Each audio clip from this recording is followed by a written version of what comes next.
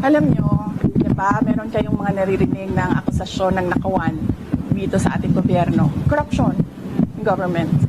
Naririnig nyo ba na millions ang ninanakaw? Hindi, di ba? Ang naririnig nyo, billions ang ninanakaw sa budget natin.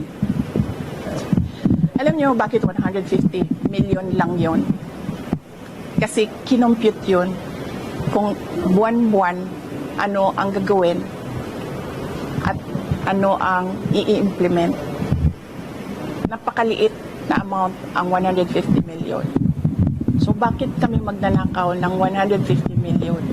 Ang nakawan sa gobyerno, billion. Ginamit yun sa trabaho. Bakit 125 plus 500 lang yung sa Office of the Vice President? Kasi kinompute yun. Buwan-buwan.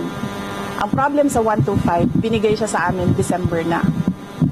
And the requirement in government offices, you have to utilize money before December 31, before the end of the year.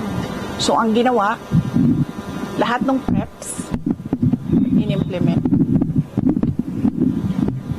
Diba? And as I said, government offices disburse millions, billions in a day. Sa DepEd, nagdi-disperse kami.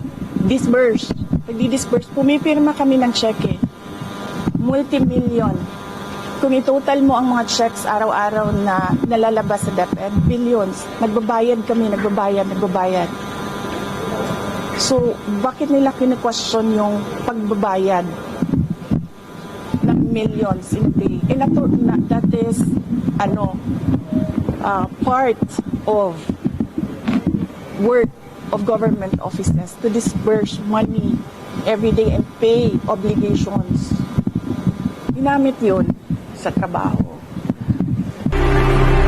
True Lies.